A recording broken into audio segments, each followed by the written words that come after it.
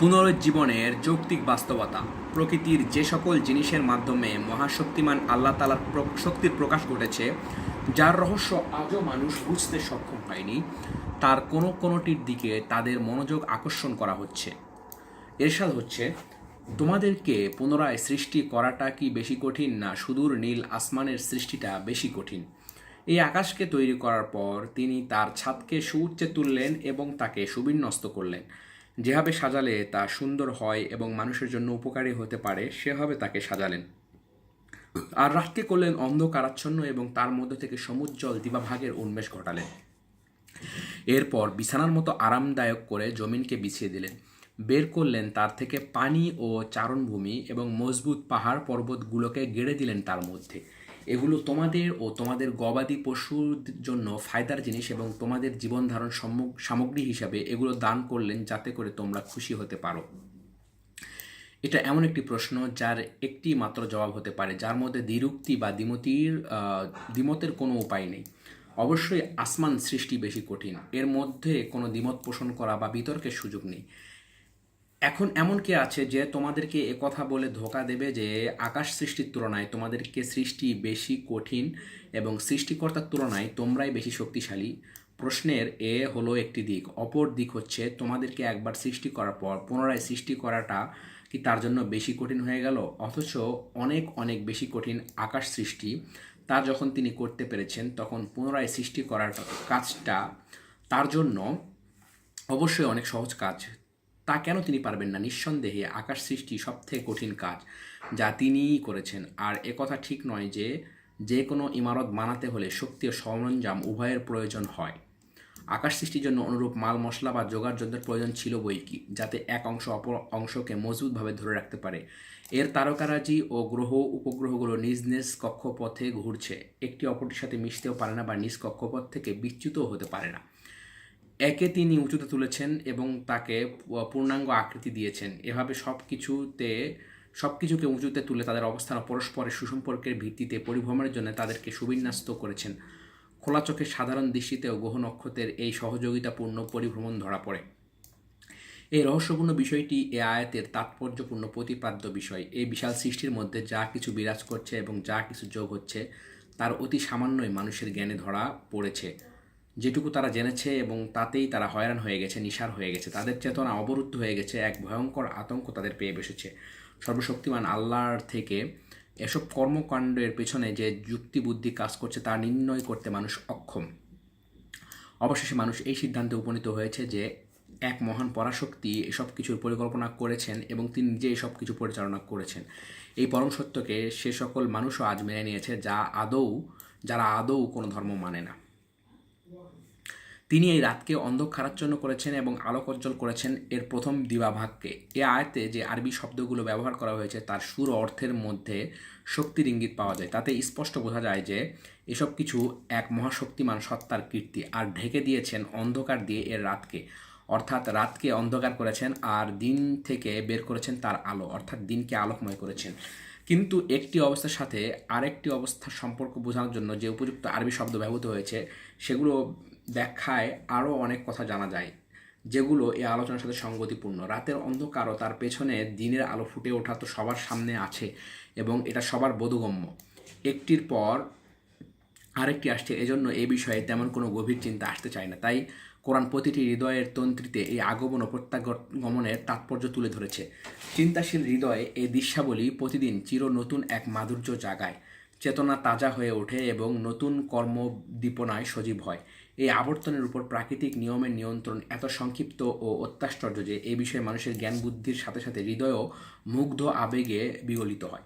এরপর তিনি জমিনকে বিছিয়ে দিয়েছেন, বের করেছেন এর থেকে পানি ও তৃণগুল্মলতায় ভরা চারণভূমি, আর তারপরে পাহাড় পর্বতকে মজবুত করে গেড়ে দিয়েছেন। জমিনকে বিছিয়ে দেওয়া বলতে বোঝায় এর উপরিভাগকে সমতল করে দেওয়া।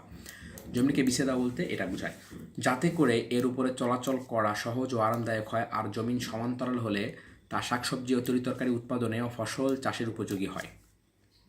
অপরদিকে পাহাড় পর্বতকে ঘিরে দেওয়ার দ্বারা এটা বোঝা যায় যে মানুষের বসবাস উপযোগী করে পৃথিবীকে সাজানোর পর এর মধ্যে নির্দিষ্ট তাপমাত্রা দান করা হয়েছে, যাতে করে আল্লাহর বান্দারা আরামে জীবন ধারণ ও বসবাস করতে পারে। এরপর এই অবস্থার স্থিতিশীলতাকে টিকিয়ে রাখার মানুষের প্রয়োজন মতো ছোট বড় পাহাড় শ্রেণী গোটা পৃথিবীতে কোমরবন্ধের মতো বেঁধে রেখেছে। এগুলো থেকে বের করা হয়েছে স্বচ্ছ পানির ফোয়ারা, যার থেকে মানুষ ও গবাদি পশু তৃপ্তি সহকারে পান করে, ফসল ফলায় এবং নদ নদী প্রবাহিত হয়ে ভরে দেয় আবাদি ভূমিতে সবুজ শ্যামল গাছপালা ও তরুলতায়।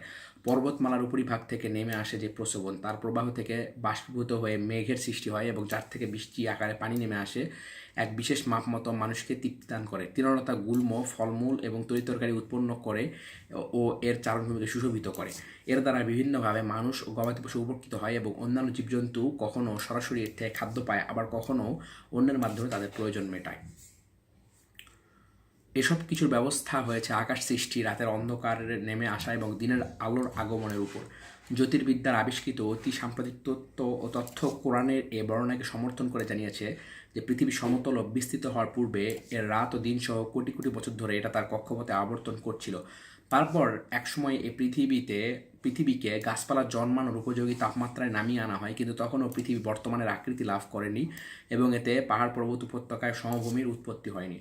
কোরআন ঘোষণা করেছে যে এসব উৎপত্তি তোমাদের ও তোমাদের গবাদি পশুর ফায়দার জন্য। এর বর্ণনা দ্বারা মানুষকে স্মরণ করানো হচ্ছে যে তার জীবন ধারণ ও প্রয়োজন মেটানোর জন্য আল্লাহর পরিকল্পনা কত পূর্ণাঙ্গ ও কত ব্যাপক। আকাশের এই আকৃতি লাভ হঠাৎ করে হয়ে যায়নি। প্রয়োজনীয় সকল উপকরণে ভরা সাজানো গোছানো এই পৃথিবী কোনো আকস্মিক ঘটনা নয়। খলিফা হিসাবে মানুষের অস্তিত্বের ব্যাপারটিকে সামনে রেখেই সকল ব্যবস্থা গ্রহণ করা হয়েছে। অনেকগুলো উপাদানের উপর মানুষের অস্তিত্ব অগ্রগতি নির্ভর করে, যা সাধারণভাবে বিশ্বের সব কিছুর মধ্যে বিরাজ করে, আর বিশেষভাবে তা নির্ভর করে সৌরজগতের আবর্তনের উপর। আরও নির্দিষ্ট করে বলতে গেলে হয় তা নির্ভর করে পৃথিবীর নিজস্ব অবস্থার উপর। অবশ্য এককভাবে এর কোনোটাই ক্রিয়াশীল নয়। এগুলোর সব কিছু পারস্পরিক পূর্ণ সহযোগিতা ও সহকর্মের মাধ্যমে আল্লাহর গৃহীত পরিকল্পনাকে এগিয়ে নিয়ে চলছে। এ বিষয়ে কোরআনের বর্ণভঙ্গি হচ্ছে সংক্ষিপ্ত মূল সত্যকে বোঝার লক্ষ্যে ইঙ্গিতবাহী ও বিভিন্ন জিনিসের উদাহরণ দ্বারা বোঝা দেওয়ার জন্য এক কার্যকর প্রচেষ্টা। এই লক্ষ্যে আকাশের নির্মাণ শৈলী, রাতকে ঢেকে ফেলার বিবরণ, দিনের আলোর প্রকাশ, পৃথিবীর বিস্তার দান, তার থেকে পানি ও তৃণভূমির উন্মেষ, পর্বতমালাকে মজবুতভাবে পরিচিত করার দৃষ্টান্তগুলোকে তুলে ধরা হয়েছে। বলা হয়েছে এসব কিছু মানুষ ও গবাদি পশুর ফায়দার জন্য। এই বর্ণনার মাধ্যমে বিশ্বের অনেক কিছুর এমন বিশদ পরিকল্পনা জানা যায় যা সবাই বুঝতে পারে। সারা বিশ্বের সব কিছুর মধ্য দিয়ে এমন অনেক কিছুর বহিঃপ্রকাশ ঘটেছে যা বোঝার জন্য বিশেষ কোনো শিক্ষাগত যোগ্যতার প্রয়োজন হয় না। সাধারণ মানুষের প্রতিদিনের পরিচিতি বুদ্ধিগ্রাহ্য এই তথ্যাদি অতি প্রাঞ্জল ভাষায় তুলে ধরা হয়েছে, যাতে করে সব জামানার সব এলাকার লোক তা বুঝতে পারে। এই সহজ সরল মহাসত্য জিনিসগুলোর বাইরে আরও অনেক জিনিস আছে যা সাধারণ মানুষের বুদ্ধির অগম্য। তা হচ্ছে এই বিশ্ব সৃষ্টি কোনো আকস্মিক ঘটনার পরিণত হতে পারে না। সব কিছুর আশ্চর্যজনক সম্মিলনের মাঝে একই সুরে ঝংকার কোনো আকস্মিক ঘটনা হতে পারে না। সব কিছুর মধ্যে পারস্পরিক মিল, অবিচ্ছেদ্য ও একসাথে চলার অভ্যাস বিশ্ব সৃষ্টির সূচনা থেকে শুরু হয়েছে এবং তা সৌরজগৎ থেকে নিয়ে কোটি কোটি নক্ষত্রমণ্ডলীর সব কিছুর মধ্যে পরিব্যাপ্ত। নক্ষত্রমণ্ডলী ও সৌরমণ্ডল এবং সবগুলোর মধ্যে পৃথিবী এক বিশেষ স্থান দখল করে আছে, যাকে মানুষের বসবাস ও জীবন ধারণ উপযোগী করে গড়ে তোলা হয়েছে। এই প্রকৃতির অধিকার দ্বিতীয় আর কোনো গ্রহ এমন নেই যেখানে মানুষ নিঃশ্বাস ফেলতে পারে এবং সুখ স্বাচ্ছন্দ্যে বাস করতে পারে। আজ পর্যন্ত মানুষ অনুরূপ কোনো গ্রহের সন্ধান পায়নি। হ্যাঁ, এটি একমাত্র গ্রহ যা মানুষের বসবাসের সম্পূর্ণ উপযোগী। এই গ্রহটিকে একমাত্র এমন উপকরণ দিয়ে তৈরি করা হয়েছে যার মধ্যে মানুষেরা বেঁচে থাকার মতো উপাদান খুঁজে পায় এবং যার মধ্যে মানুষের বংশধারা বৃদ্ধি ও বিস্তার সম্ভব। প্রতিটি আয়তন সম্পন্ন সৃষ্টির বাস করার জন্য উপযোগী জায়গা প্রয়োজন। যে কোনো গ্রহে মানুষ বাস করতে পারে যদি তার বাস করার মতো উপযোগী কিছু ব্যবস্থা থাকে। ইদানিং অবশ্য চাঁদ ও মঙ্গল গ্রহে পানির অস্তিত্ব রয়েছে বলে বিজ্ঞানীরা কিছু প্রমাণাদি পেয়েছেন। কে জানে ভবিষ্যতে হয়তো অন্যান্য গ্রহ উপগ্রহে পানির অস্তিত্ব আবিষ্কৃত হবে। আর পানির সাথে যেহেতু জীবনের সম্পর্ক রয়েছে, তাই অন্য কোথাও যদি জীবনের অস্তিত্ব খুঁজে পাওয়া যায় তাতেও আশ্চর্যায়িত হওয়ার কিছু থাকবে না। আল্লাহ তাআলার কুদরত অনন্ত অসীম। যেমন মহাশূন্যে তারার চতুষ্পার্শ্বে যে গ্রহগুলো থাকে সেগুলোকে ওই তারকারা নিজ নিজ আকর্ষণ নিজেদের দিকে টেনে রাখে, যাতে করে সেগুলো ছিটকে অন্যত্র চলে না যায়। এই নির্দিষ্ট জ্যোতিষ্ক থেকে পরিমাপ মতো একটি নির্দিষ্ট দূরত্বে পৃথিবীর অবস্থান।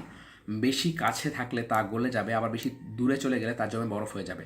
যেখানে কোনো প্রাণীর পক্ষেই বেঁচে থাকা সম্ভব নয়। আবার সেখানে এমন কিছু উপাদান থাকতে হবে যা খেয়ে এবং ব্যবহার করে কোনো প্রাণী বেঁচে থাকতে পারে।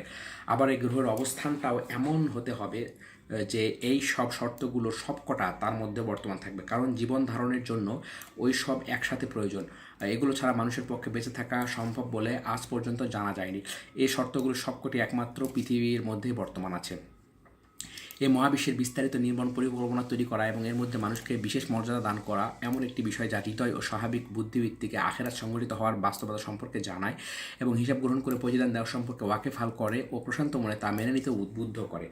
বিশ্ব সৃষ্টি ও মানব সৃষ্টির সূচনা সম্পর্কে যদি কেউ এমন উদ্ভট চিন্তা করে যে কোনোদিন এর পরিসমাপ্তি ঘটবে না, ভালো মন্দ যে যাই করুক তার কোনো প্রতিদান দেওয়া হবে না, অহংকারী ও অন্যায়কারী জুলুমবাজ লোকেরা অবলীলাক্রমে নাজাত পেয়ে যাবে এবং নেক ইনসাফকারী ও হক পথের পথিকরা কোনো প্রতিদান পাবে না, নশ্বরে ধরার বুকে মানুষের সংক্ষিপ্ত জীবনের মধ্যে সব কিছু পরিসমাপ্তি ঘটে যাবে, তাহলে তা হবে অনুমান প্রকৃতির মধ্যে প্রকৃতির সব কিছুর মধ্যে বিরাজমান নিয়মিত সম্পূর্ণ পরিপন্থী। এই কারণে আলোচ্য সূরার এই অংশে যে সত্যটি তুলে ধরা হয়েছে তা আখিরাতে বাস্তব সম্পদে ওয়াকিবহাল করার জন্য অন্তর বুদ্ধিতে বিপুল পরিমাণে সাড়া জাগায়। কিয়ামতের খণ্ডচিত্র। আলোচনার শেষাংশে মহাপ্রলয় কখন কোথায় ঘটবে সে বিষয়ে বিস্তারিত জানানো হয়েছে। এরশাদ হচ্ছে, তারপর যখন সেই মহাপ্রলয় সংঘটিত হবে সেই দিন মানুষ স্মরণ করবে তার কৃতকর্মকে এবং সেদিন জাহান্নামকে এমনভাবে তার সামনে তুলে ধরা হবে যে সে তা নিজ চোখে দেখতে পাবে। অতএব যে বিদ্রোহ করেছে এবং দুনিয়ার জীবনকে বড় করে দেখেছে নিশ্চয় জাহান্নাম হবে তার ঠিকানা, এবং যে তার রবের সামনে গিয়ে দাঁড়াতে হবে বলে ভয় করেছে এবং মনকে তার স্বাধীন ইচ্ছামতো চলা থেকে বিরত রেখেছে নিশ্চয় জান্নাত হবে তার ঠিকানা। অবশ্যই দুনিয়ার জীবন এক আনন্দময় অবস্থা এবং আরামদায়ক জীবন যা সংক্ষিপ্ত এবং এক নির্দিষ্ট মেয়াদ পর্যন্ত মানুষকে দেওয়া হয়েছে। মহাবিশ্ব ও মানব জীবনের সাথে সঙ্গতি রেখে সৃষ্টির যে মহা পরিকল্পনা তৈরি করা হয়েছে সেই অনুযায়ী প্রত্যেক মানুষের স্থিতিকাল নির্ধারিত হয়েছে, কিন্তু এটা এক মজার জীবন যা এক নির্দিষ্ট সময় শেষে খতম হয়ে যাবে। অতঃপর যখন সেই মহাপ্রলয় আসবে তখন তা সব কিছুকে লণ্ডভণ্ড করে দেবে এবং সব কিছুকে হতবুদ্ধি করে দেবে। পরিসমাপ্তি ঘটবে সীমাবদ্ধ আনন্দ অভিলাষের। দুনিয়ার চলমান জীবনের এই গতি স্তব্ধ হয়ে যাবে। সমগ্র বিশ্ব, এর মজবুত আকাশ, সমস্ত পৃথিবী, দৃঢ়ভাবে পতিত পর্বতমালা, জীবন্ত প্রাণী এবং সকল জীবজগৎ ও জড় পদার্থ সব কিছু কিংকর্তব্য বিমূঢ় হয়ে পড়বে এবং দিক বিদিক ছুটোছুটি করতে থাকবে। এটা হবে সকল বিপদের বড় বিপদ। এই সময় মানুষ স্মরণ করবে তার অতীত জীবনের সকল কৃতকর্মকে। মানব জীবনে করা সকল কাজকর্মের সংরক্ষিত রেকর্ড সে সামনে দেখতে পাবে, যেগুলোকে সে জীবদ্দশায় সুখ শান্তিতে মেজে থাকাকালে খেয়াল করতে পারেনি এবং ভোগবিলাসের দ্রব্য সামগ্রী এই দিনের স্মরণ থেকে তাকে ভুলিয়ে রেখেছিল। কিন্তু সময় হারিয়ে এই স্মরণ সেদিন আর কোনো কাজে লাগবে না। শুধু দুঃখ, আফসোস এবং কোনো আজাব ও বিপদ সামনে রয়েছে সেই চিন্তায় তার গোটা সত্তাকে আচ্ছন্ন করে ফেলবে। সেদিন বাস্তবে প্রকাশ করা হবে জাহান্নামকে সেই ব্যক্তির সামনে এবং সে তার সচক্ষে দেখতে পাবে। সেদিন জাহান্নাম উন্মুক্ত হয়ে সকল চোখওয়ালাদের সামনে হাজির হয়ে যাবে। বুররেজাত শব্দটি এক বিশেষ শক্তিপূর্ণ শব্দ, অর্থাৎ শব্দটি যেন এক কঠিন দৃশ্য তুলে ধরে। কোন শব্দ? বুররেজাত। অর্থাৎ এই শব্দটি শোনার সাথে সাথে যেন এক কঠিন অবস্থা সামনে ভেসে উঠতে চায়, তেমনই এই শব্দটি সুরের মাঝে কঠোরতার এক ঝঙ্কার ফুটে ওঠে। পরিণতি গন্তব্যস্থল বিভিন্ন হওয়ার কারণে সেদিন মানুষ বিভিন্ন দলে বিভক্ত হয়ে যাবে এবং প্রত্যেক ব্যক্তির পূর্বজীবনের মূল লক্ষ্য সেদিন প্রকাশ হয়ে যাবে। সুতরাং যে বিদ্রোহ করেছিল ও দুনিয়ার জীবনকে বড় করে দেখেছিল তার জন্য জাহান্নামই হবে ঠিকানা, চিরস্থায়ী আবাসস্থল। তুগিয়ান, বিদ্রোহ বা সীমালঙ্ঘন বলতে ওই ব্যক্তির কাজকে বোঝায় যে সত্য সঠিক পথ থেকে সরে দাঁড়ায়। রাজা, বাদশাহ বা স্বৈরাচারী শাসকের ক্ষমতাদর্বীর দাপট থেকে বিদ্রোহী শব্দটির মধ্যে আরও কঠিন অর্থ বোঝা যায়। এতে সত্য সঠিক পথকে সর্বতোভাবে পরিহার করা বোঝায়। আর বিদ্রোহী বলতে বোঝায় প্রত্যেক ওই ব্যক্তিকে যে দুনিয়ার জীবনকে অধিক গুরুত্ব দেয়। তাহলে বিদ্রোহী বলতে কাকে বোঝায়? যে দুনিয়ার জীবনকে অধিক গুরুত্ব দেয়, সে আখিরাতের বিনিময়ে দুনিয়াকে গ্রহণ করে এবং সেই অনুযায়ী ধন সম্পদ অর্জনে আমরণ চেষ্টা সাধনা করে চলে। এ ধরনের লোকেরা আখিরাতের ভালো মন্দের কোনো পরোয়াই করে না। আর আখিরাতের গুরুত্বের অর্থ হচ্ছে মানুষের নিজের যুক্তি বুদ্ধি ও বিবেক অনুসারে প্রতিটি জিনিসের মূল্যায়ন। সুতরাং যে আখিরাতের হিসেবকে উপেক্ষা করবে অথবা তার উপর গোটা দুনিয়ার জীবনকে বড় করে দেখে সে নিজ হাতের জীবনের সঠিক মূল্যবোধকে গলা টিপে হত্যা করে। প্রকৃতপক্ষে জ্ঞান বোধশক্তি সঠিকভাবে জীবন পরিচালনার নিয়মনীতি উপেক্ষা করলেও সে অহংকারী, বিদ্রোহী এবং সীমালঙ্ঘনকারী হয়ে গেল। এমন ব্যক্তির জন্য জাহান্নামই হবে শেষ পরিণতি, অর্থাৎ উন্মুক্ত জাহান্নাম, যা তার সর্বগ্রাসী ভয়াল মূর্তি নিয়ে দ্রুতগতিতে ওই বিদ্রোহীদের কাছে এসে যাবে। অপরদিকে যে ব্যক্তি আল্লাহ দরবারে হাজির হবে বলে ভয় করেছে এবং মনকে তার লাগাম ছাড়া চাহিদা মেটানো থেকে ঠেকিয়ে রেখেছে, নিশ্চয় জান্নাত হবে তার চিরস্থায়ী ঠিকানা, চিরকালীন বাসস্থান। পাপ থেকে বাঁচার উপায়। আসলে আল্লাহ দরবারে হাজির হওয়ার চিন্তা যার মধ্যে আছে এবং যার মনে আল্লাহর ভয় আছে সে গুনাহের কাছে অগ্রসর হতে পারে না। কোনো সময়ে মানবীয় দুর্বলতার কারণে অগ্রসর হলেও আল্লাহ তাআলার ভয় তাকে অনুতপ্ত হতে ইস্তেগফার ও তাওবা করতে উদ্বুদ্ধ করে, যার কারণে সে আনুগত্যের গণ্ডির মধ্যে পুনরায় ফিরে চলে আসে। নফসের খায়েশকে নিয়ন্ত্রণে রাখাই হচ্ছে আনুগত্যের বৃত্তের মধ্যে মূল কেন্দ্রবিন্দু। তার নফসের খায়েশকে নিয়ন্ত্রণে রাখাই হচ্ছে আনুগত্যের বৃত্তের মধ্যে মূল কেন্দ্রবিন্দু। কুপ্রবৃত্তি বা লাগাম ছাড়া চাহিদা হচ্ছে যে কোনো অন্যায়, বিদ্যাহত্তক কাজ ও সীমালঙ্ঘনের প্রধান কারণ। এটাই সব সর্বনাশের মূল ও যাবতীয় অন্যায়ের উৎস। যে কোনো অন্যায় কাজে অগ্রসর হওয়ার পূর্বে মানুষের অন্তরে এর জন্য প্রবল একটা চাহিদা সৃষ্টি হয়। এরপর অজ্ঞতা ও ভুলে যাওয়ার স্বভাব, যা অনেকের মধ্যে বর্তমান আছে, ওই চাহিদারূপ ব্যাধি নিরাময়ে সহায়তা করে, অথবা নিজের অজানা অবস্থায় কোন দিকে মন ঝুঁকে পড়লে তাকে ফেরানো যায়। জেনে বুঝে কেউ কোনো অন্যায়ের প্রতি ধাবিত হলে সেটা যে কোনো ব্যক্তির জন্য এমন এক বিপদ হয়ে দাঁড়ায় যে তার সংশোধন হওয়া বড়ই কঠিন। অপরাধ থেকে ফিরে আসার জন্য তাকে দীর্ঘ সময় ধরে কঠিন চেষ্টা সাধনার প্রয়োজন হয়। আল্লাহ তাআলার ভয় নফসের কঠিন খায়েশকে দমন করার জন্য এক মজবুত ঢাল বা বর্ম হিসাবে কাজ করে। এই আল্লাহ ভীতি ব্যতীত অন্য কোনো জিনিস কদাচিৎ মানুষকে নফসের বাঁধন ছাড়া চাহিদাকে রুখতে পারে। এজন্য আল্লাহ তাআলা একই আয়াতে দুটি অবস্থার আকর্ষণ ও পরিণতি সম্পর্কে জানিয়েছেন। যিনি এই বিষয়ে কথা বলেছেন তিনি মহান স্রষ্টা আল্লাহ তাআলা। তিনি মন নফসকে সৃষ্টি করেছেন। তিনি ভালো করে জানেন মনের ব্যাধি সম্পর্কে এবং এর কার্যকর ওষুধ তারই জানা আছে। এই ব্যাধি কোনো গোপন পথে অনুপ্রবেশ করে সে তো একমাত্র তারই জানার কথা, এবং কোনোভাবে তাকে প্রতিরোধ করা যাবে তাও তিনি ভালো জানেন। মহান আল্লাহ তাআলা এত নিষ্ঠুর নন যে মনের মধ্যে কোনো মন্দ ভাবের উদয় হবে আর অমনি তিনি তাকে দায়ী করবেন ও পাকড়াও করবেন, কারণ তিনি তো নিজেই জানেন যে এটা মানুষের এক স্বাভাবিক প্রবণতা। একে নির্মূল করা তার সাধ্যের বাইরে, এবং তিনি নির্দেশ দিয়েছেন একে নিয়ন্ত্রণ করতে, দমন করতে এবং লাগাম কষতে, আর আল্লাহর ভয় মনের মধ্যে রেখে তার কাছে সাহায্য প্রার্থনা করতে। এ ভয় পয়দা হবে সর্বশক্তিমান ও জাব্বার কাহ্হার আল্লাহর দরবারে একদিন হাজির হতে হবে এই অনুভূতি থেকে। তার নির্দেশের জন্য তাকে নিজ নফসের বিরুদ্ধে ভীষণ সংগ্রামে নামতে হবে, যার বিনিময়ে সে চিরস্থায়ী জান্নাত পাবে। এরশাদ হচ্ছে অবশ্যই জান্নাত হবে তার ঠিকানা। এই আশ্বাস বাণী এই জন্য আল্লাহর পক্ষ থেকে দেওয়া হয়েছে যে তিনি জানেন যে এই সংগ্রাম কত কঠিন। তাই সভ্য, ভদ্র, মজবুত হৃদয়ের এই সকল ব্যক্তিকে তিনি অত্যন্ত উঁচু মর্যাদায় সমাসীন করবেন। হ্যাঁ, প্রকৃতপক্ষে সেই মানুষ যে এইভাবে মনকে দমন করেছে, এইভাবে সার্বক্ষণিক জিহাদে লিপ্ত হয়েছে এবং এভাবে নিজের মর্যাদাকে উঁচুতে তুলেছে, সে তো মানুষই নয় যে তার নফসকে তার খুশি মতো চলার জন্য ছেড়ে দিয়েছে একটা সহজাত চাহিদা ও তুচ্ছ আকর্ষণের বস্তু লাভের জন্য তার কুপ্রবৃত্তির কাছে নতি স্বীকার করেছে। নিঃসন্দেহে এটা সত্য যে আল্লাহ তাআলা মানুষকে যেমন আবেগ, অনুভূতি ও বিশেষ বিশেষ চাহিদা দিয়েছেন, তেমনি দিয়েছেন তাকে আত্মনিয়ন্ত্রণ, নিজেকে শৃঙ্খলায় রাখার মতো মানসিক শক্তি। আর যখন সেই শক্তি সদ্ব্যবহার করে এবং নফসের সাথে নিরন্তর সংগ্রামে বিজয়ী হয়ে মানবতার উচ্চতম শিখরে নিজেকে উন্নত করে, তখন তার জন্য বিনিময় হিসেবে নির্ধারণ করে রেখেছেন চিরস্থায়ী বাসস্থান জান্নাত। মানুষকে দুটি বিষয়ের ক্ষমতা দেওয়া হয়েছে যা আল্লাহর তরফ থেকে, কটি বিষয়, দুটি বিষয় প্রদত্ত সম্মানের এক সমুজ্জ্বল প্রতীক। একটি হলো তার নফসের খায়েশ ও লোভ লালসাকে দমন করার ক্ষমতা, যার মাধ্যমে আল্লাহর কাছে নিজের মান মর্যাদাকে উন্নীত করে। নাম্বার 1, যখন সে নিজের কুপ্রবৃত্তির বিরুদ্ধে সংগ্রামে জয়ী হয় তখন সে দেখতে পায় যে সীমাহীন চাহিদা ও লোভ লালসা তাকে আর পীড়া দিতে পারছে না, বরং এক নিয়ন্ত্রিত ভারসাম্যপূর্ণ উপায়ে তার চাহিদাগুলোকে সে কাজে লাগাতে পারবে। এটাই তো প্রকৃতপক্ষে তার স্বাধীনতার দাবি। অপরদিকে নফসের চাহিদার কাছে নিজেকে সমর্পণ করা, মন যা চায় তাই করতে থাকা, এটাই পাশবিক চাহিদা, এটাই তথাকথিত স্বাধীনতা। এখানে এসে সে নফসের কাছে পরাভূত হয় এবং নফসের খায়েশের দাসত্ব করতে গিয়ে তার মানবতার হয় চরম পরাজয়। এই স্বাধীনতার প্রকৃত ক্ষমতা নয়, হতে পারে না এটা সত্যিকারের কোনো ক্ষমতা, বরং ক্ষমতার নামে এটা হচ্ছে মানবতার চরম গ্লানি। এর দ্বারা মানুষত্ব থেকে সে অনেক দূরে চলে যায়। আল্লাহর কাছে যারা সম্মানিত, আল্লাহর কাছে তারাই প্রথম শ্রেণীর মানুষ যারা নিজেদের মর্যাদা উন্নত করেছে এবং পরবর্তীকালে স্থায়ী বসবাসের স্থান জান্নাতের সুন্দর মধুময় জীবনের জন্য প্রস্তুত করেছে। অপরদিকে সেখানে পাপিষ্ঠরা বঞ্চিত হবে এবং তাদেরকে নিক্ষেপ করা হবে এমন স্থানে যেখানে লেলিহান আগুনকে সারাক্ষণ প্রজ্বলিত রাখা হবে। তার জ্বালানি হবে এই পাপাচারী শ্রেণীর মানুষ এবং পাথর। ইসলামের দৃষ্টিভঙ্গি অনুযায়ী উভয় শ্রেণীর জন্য এটি হচ্ছে স্বাভাবিক পরিণতি, যার ভিত্তিতে প্রত্যেককে তার ন্যায্য পাওনা বুঝিয়ে দেওয়া যায়। অবশ্যই সূরাটির পরিসমাপ্তিতে যে বর্ণনা এসেছে তাকে এক তীব্র ভীতিজনক অনুভূতি পয়দা হয়। এসব হচ্ছে ওরা তোমাকে কিয়ামত সম্পর্কে জিজ্ঞাসা করেছে, বলেছে কবে তা সংঘটিত হবে। এর সংগঠিত হওয়ার নির্দিষ্ট সময়ের সাথে তোমার কি সম্পর্ক? এর জ্ঞান তো একমাত্র তোমার প্রতিপালক জ্ঞান ভাণ্ডারের সীমাবদ্ধে, অর্থাৎ একমাত্র তিনি ব্যতীত আর কেউ সে সম্পর্কে কিছুই জানে না। তুমি তো শুধুমাত্র সতর্ককারী সে ব্যক্তির জন্য যে একে ভয় করে। তখন তারা ওই কিয়ামতের অবস্থা সচক্ষে দেখবে। তখন তাদের কাছে মনে হয় পৃথিবীর বুকে একটি সন্ধ্যা অথবা একটি মাত্র সকাল তারা কাটিয়েছে।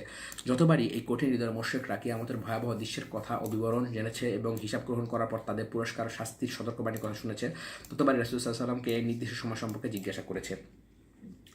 বলেছে এটা কখন সংঘটিত হবে। জয় বলা হয়েছে ওই বিষয় বলার সাথে তোমার কি সম্পর্ক অথবা ওই বিষয়টি জানানো তো তোমার কাজ নয়। অত্যন্ত গুরুগম্ভীরভাবে ও সম্ভ্রমের সাথে জবাব দেওয়া হয়েছে। এভাবে জবাব দেওয়ার কারণে বোঝা যাচ্ছে যে কিয়ামতের এই মহা গুরুত্বপূর্ণ বিষয় জানতে চাওয়া এক চরম বেওকুফি এবং দুঃখজনক ব্যাপার। একমাত্র নির্বোধ লোকেরা এ ধরনের প্রশ্ন করতে পারে। মহানবী সাল্লাল্লাহু আলাইহি ওয়াসাল্লামকে জিজ্ঞেস করা হয়েছে এই সুনির্দিষ্ট সময়ের সাথে তোমার কি সম্পর্ক। কিয়ামতের ব্যাপারটা তো এতই গুরুত্বপূর্ণ যে তোমার পক্ষে বা অন্য কারো পক্ষে তার সুনির্দিষ্ট সময় জানতে চাওয়া উচিত নয়। এই ব্যাপারটা শুধুমাত্র আল্লাহ তাআলা জানে, অন্য কারো জ্ঞানের পরিধির মধ্যে এটা আসা সম্ভব নয়।